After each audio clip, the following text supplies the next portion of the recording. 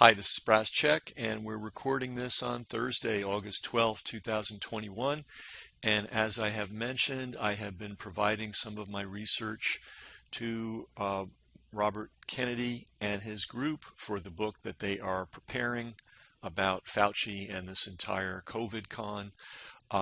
In addition to providing them with research, I've also taken a look at part of the manuscript, made some fact check type corrections, and filled out some things. And they recently asked me if I would do some original research on a group, a family called the El Hebrees, and they are people from Lebanon. And they just didn't have much information on these guys, so I did a deep dive into it, and I learned a lot. And I finally got the answer to a question that I've had. Various people have been running super long and complicated programs, supposedly explaining Dark Winter. I have, I try to keep up with stuff, but these programs are so long and so frankly convoluted, I really couldn't follow the plot. So I just noted that, yeah, Dark Winter was yet another scam, but we really need to pay attention to the scam of the day, which is the COVID con. So I don't really know why these people are spending all their energy and bandwidth talking about something that happened 20 years ago. All right, so you may too be confused if you've heard about Dark Winter, what Dark Winter was, and how it applies to today. And for some reason, the people pushing the Dark Winter story are not doing a very effective job at explaining how it applies to today. So we're going to do that right here on Brass Check. So what was Dark Winter? Well, Dark Winter was an exercise, a bioterrorism exercise that was held on Andrews Air Force Base on June 22nd and 23rd in 2001. Note the date, 2001. About 4 months later, we had 9/11. All right, so the name of the exercise was Dark Winter. Our good friends at Johns Hopkins were involved. Their Center for Civilian Biodefense, the Center for Strategic and International Studies, a group called ANSAR, and the Memorial Institute for the Prevention of Terrorism. Now, folks, remember, this is all pre-9/11. So you may not be aware, why would you be? There's no reason. But what you may not be aware of is there was already a vast infrastructure of, quote, professionals, academics, journalists, government scam artists who were pushing the terrorism agenda pre-9/11. And they had been pushing it for decades. This, by the way, is exactly why we're in the situation we're in today. There have been people pushing pandemic hysteria for decades. There are hundreds, if not thousands of them. They are full-time employed with the government, with the military, with universities. They also include hundreds of brain-dead, captured journalists who wouldn't know science if it fell on them out of the sky. These people have been operating for a long time. But anyway, let's get back to this Dark Winter scenario. So again, June 2001, they ran an exercise. And in the exercise, America was attacked by anthrax. Now remember, this was pre-9/11. This was pre-anthrax attacks. Why in June of 2001 were these people, these well-paid academics, government officials, military people, running a script about an attack of anthrax? Okay, I got the answer. And it's pretty amazing. All right, so there's a guy named Ibrahim El-Hebry, and he's born in Lebanon in 1936. Got trained as an electrical engineer in Germany, and he made a fortune building large-scale telecommunications infrastructure projects in Saudi Arabia, in Russia, in Latin America. So the guy made a lot of money. He has a son named Fouad El-Hebry, who was born in 1958. He's completely integrated into modern society. He's got degrees from Stanford and Yale. And like his father, he got involved in the telecommunications industry. But he also spent some time in Saudi Arabia working for Citibank, doing mergers and acquisitions. At some point during that stay in Saudi Arabia, he became aware of an opportunity. And that opportunity was to sell anthrax vaccine to the Saudis. Okay, now, for some perspective, George H.W. Bush and his buddies were shipping large quantities of biowarfare materials to Iraq when Iraq was fighting Iran. The idea was that we hate Iran, and Iran is kicking Iraq's ass in this war, so we want to make some money, because it's always about money, believe me. We want to make some money, and we want to arm Saddam so that he can prevail against the Iranians. That was the plan. So we sent tons and tons and tons, literally, of all kinds of biological weapons to Saddam Hussein. By the way, the reason we were worried about Iraq having them is we sent them to them. I mean, somehow that got left out of the narrative years ago. We knew exactly what they might have had. It appears that they actually destroyed them as they promised. But in any event, we were concerned. But anyway, the Saudis were concerned. They were concerned that Saddam Hussein had anthrax and other biological weapons.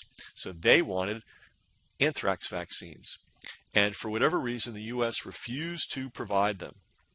So young Fuad El-Hibri, with his dad's money and his savvy that he got from Stanford and Yale and Citibank, bought a company in the UK that makes anthrax and other vaccines and sold them to the Saudi Arabian government and made a pile of money. Thus, the El-Hibris made the transition from telecom to pharma, and specifically vaccine making, and most specifically vaccine sales to governments. Okay, that is probably, I haven't studied every business that exists, but if you're looking for a way to make insane amounts of money very quickly, that is probably the best way on earth to do it. And I'm going to show you how much money they made with how little risk. So the El-Hibris figured out that this business of selling vaccines to governments is groovy and the best thing to do. And mysteriously, and I think I know how it happened, I'm going to suggest how it happened, they discovered that the state of Michigan owned an anthrax vaccine manufacturing plant. Okay, why? It was government pork. The U.S., spreads that military money everywhere in every single state, and Michigan was losing manufacturing jobs. So somehow, by some crazy methodology, the state of Michigan ended up owning a anthrax vaccine manufacturing plant that was licensed to produce anthrax. Okay, not a building, 28 buildings, 250,000 square feet, and 59 acres. All right, so just visualize that. This is huge. This is not, a floor in an office building, or even an office building, or even a couple of office buildings. This is a complex, an industrial complex, large. Hundreds of millions of dollars were spent by the federal government, our money, to build it. And predictably, the state of Michigan ran it into the ground. So it was a disaster zone, and so just a disaster. Well, wouldn't you know that, and I'm going to check something here. So somehow the El-Hibris that had just made a mint selling the anthrax vaccine to purported, by the way, anthrax vaccine to the Saudis, somehow caught wind of the fact that this manufacturing plant existed in Michigan, and that it had been run down and perhaps could be purchased. Okay, we've got a clue as to really what happened. Oh, by the way, what did they buy? What did they have to spend? Now imagine 28 buildings, 250,000 square feet of space, 59 acres, a whole business really, a license by the FDA to produce anthrax vaccine. They had some receivables on the books. They also had some existing contracts worth, I think, 30 or 40 million dollars. What do you think you'd have to pay to buy this from the state of Michigan? Right? 100 million, 200 million. I mean, who knows? I mean, the sky's the limit. I mean, we're talking about 28 buildings with an FDA license to produce vaccines, 250,000 square feet, 59 acres of land. Well, the El Hebrees were able to buy it for $2.25 million in 1998. They also assumed $11 million in debts, and they promised to pay a really modest royalty to the of another $10 million to the state of Michigan, the taxpayers of the state of Michigan. So I don't know, 28 buildings for $2.2 million and 59 acres of land and industrial equipment and 250,000 square feet. You getting the picture here? This was a sweetheart deal. Now, here's where it gets interesting. Everybody probably knows the New York Times scam artist Judith Miller. She's the person that ginned up all the lies that led us into the Iraq War, and her publishers at the New York Times let her lie with impunity, and I believe she still has a job. All's well with Judith Miller. Well, in July of 1998, when this purchase went down, the New York Times wrote an article, and in the headline, they don't talk about the El Hebrees. They talk about a guy named Admiral William Crowe as being the leader on the deal. Now, this is kind of interesting because Admiral William Crowe had been chairman of the Joint Chiefs of Staff under Ronald Reagan and George Bush. He put no money into the deal. As great as this deal was, he didn't have to put any money into it at all. And what do you think the El Hebrees and their company netted after 9/11 selling anthrax vaccine to the U.S. stockpile? Wait for it. It's estimated at approximately $1 billion. So they put in $2.2 million. They were handed this incredible industrial complex. And just by coincidence, a few years later, they didn't have to wait very long, there was this terrible thing that happened, obviously, on 9/11. And then there was a mysterious anthrax attack. And suddenly, the U.S. needed mountains and mountains and mountains of anthrax, and there was only one source. And it was pretty much a no bid. It was a no bid situation. And just by coincidence, this fellow Admiral William Crowe, who put no money into the deal, had nobody knows for sure, but it's somewhere around 10 to 20% of the company's stock. He did nothing. He was just put in place as the figurehead. And Judith Miller very helpfully created that illusion with the help of the New York Times. Then they hired a guy they hired a lot of people, but they created an organization called the Partnership for Anthrax Education. And it was operated by a good old academic guy, a professor from George Washington University, Muhyiddin Haydir. And who was one of the guys they hired? Jerome Hauer.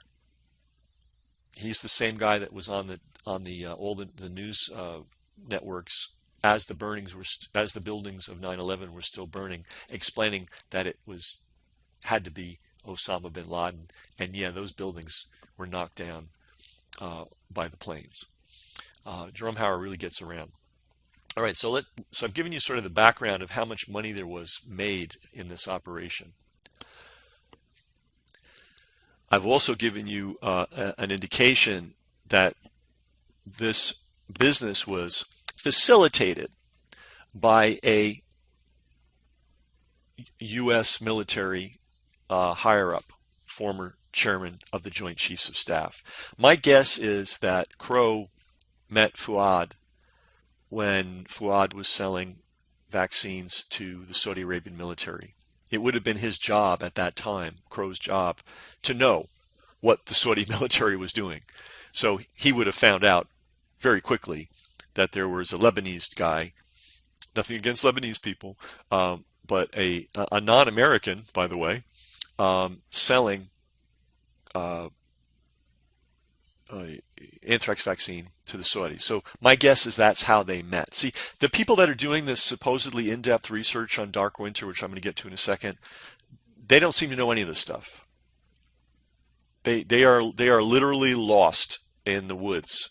They see there's a lot of trees. There's a lot of woods, but they're not seeing the trees. So this is, as far as I know, the first time anybody has put this together, because there's a lot of misinformation about how this went down. So my guess is Crow discovered Fuad in Saudi Arabia when Fuad was selling vaccines to the Saudis, and told him, hey, Fuad, how would you like your own vaccine manufacturing plant? I know where one is. It's in Michigan, and you can get it cheap. The problem, of course, is state of Michigan's not going to sell a anthrax vaccine plant to a Lebanese entrepreneur, right? So Admiral Crow very helpfully became the nominal head of the company. And Judith Miller of the New York Times very helpfully said, oh, Admiral Crow is leading a group that's going to buy the Michigan anthrax vaccine plant. Okay, so here's an example of somebody in our military who's already been paid lavishly, who now needs to make more money. And this is how they all operate, by the way. You know, they stay in as long as the necessary to get whatever connections they need, and then they go out and they just whore themselves out to whoever will give them money. And this guy Crow is a perfect example of that. So if this company in fact did make $1 billion, and Admiral Crow will take the low estimate 10% of the company, he essentially made $100 million simply for letting the El Hebrees know that this plant was for sale, and for putting his name on the organization chart. Not bad work. All right, so now let's get this sequence of events. So, in 1998, Crow and the El Hebrees basically steal this vaccine plant from the idiots running the government of Michigan. They then begin a public relations campaign to tell the world how horribly dangerous anthrax is. They hire people like Judith Miller of the New York Times and Jerome Hauer, and they hire public relations companies, and they give money to their good friends, because we can always count on Johns Hopkins to also create science that shows how we have to prepare for a anthrax attack. So, all right. So here's where we finally get. So you need all this background to understand Dark Winter, and going on and on about the evils of Dark Winter and all that. Not very helpful. Knowing who was behind it, how they did it, and why they did it. That's what's helpful. That's what's helpful.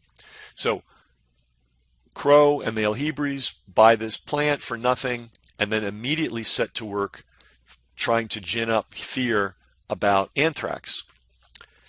Part of that process was, now we're getting to Dark Winter, was the Dark Winter bioterrorism exercise, which took place at Andrews Air Force Base June 22nd through 23rd. Johns Hopkins Center for Civilian Biodefense, Center for Strategic and International Studies, ANSWER, and Memorial Institute for the Prevention of Terrorism. And they ran through the whole script, and they call it a script, by the way. And we have a link below so you can read the script. They're proud of what they do. And they had a little scenario, and in that scenario, suddenly the world is attacked, or the U.S. is attacked by anthrax, and we need to, come up with tons and tons of anthrax vaccine, and deploy it everywhere. And this script is really, really, really, really elaborate. And you just got to read it. You just have to read it to believe it. But remember, June. They ran this exercise in June of 2001. This is Dark Winter. And then we had 9/11 4 months later. And then a few days after 9/11, somebody started mailing military-grade anthrax to news outlets, to politicians, and so on. Now, the FBI, God bless them, actually did some good work on this, and because they're not; these guys are not always in cahoots. They actually, thank goodness, they sometimes fight each other, and the FBI actually did some good work on this after accusing the wrong person and basically driving the person to suicide. But they did some good work on it and discovered that, well, this isn't just any old anthrax. This is military grade anthrax, and it is not the kind of anthrax that you would find in Iraq. It is the kind of anthrax that is produced by the United States. All right, so let's get this sequence. Lebanese financiers in partnership with a former chief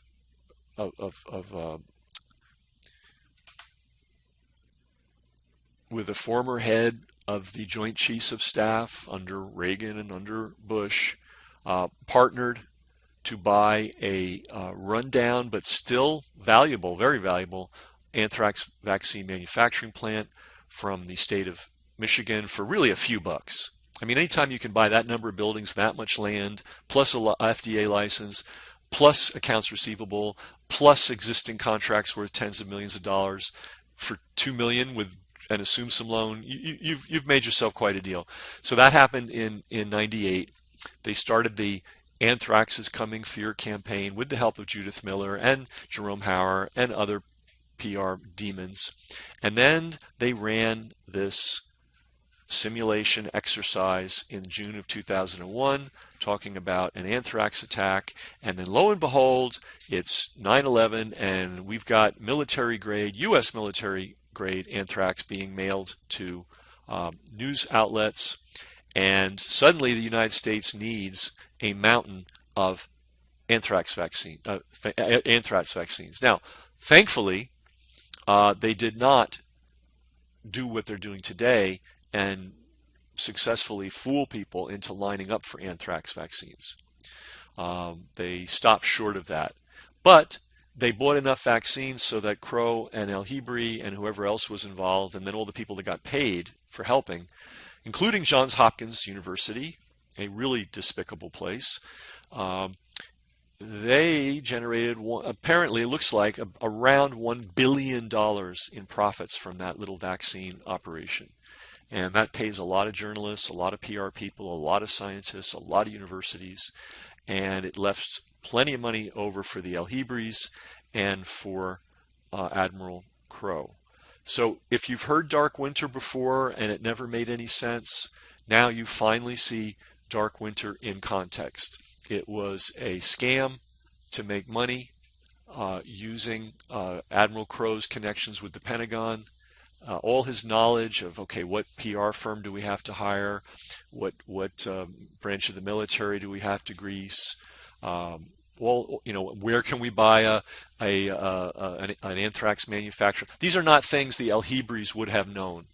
Okay, they were telecom developers in every country in the world, but not the U.S. Okay, now young El-Hebry, Fouad, did get educated at Stanford and Yale, but even he was working in Saudi Arabia. So it's not just that Admiral Crowe put his name on the company. I think this was an Admiral Crowe operation, and he enrolled um, the Lebanese family into doing the actual work. It's kind of he kind of got a finder's fee of, again, if these numbers are correct, approximately $100 million, and that money came from you, and that money came from a still yet unexplained uh, dispersal of U.S. military grade anthrax. There's only 3 places it could have been manufactured, and one of them, just coincidentally, by the way, happens to be the manufacturing plant that Crowe helped bring into existence. So these are the kinds of people we've got at the top levels of our country, and this is what they're up to. And now you know more about Dark Winter than you've probably ever knew before.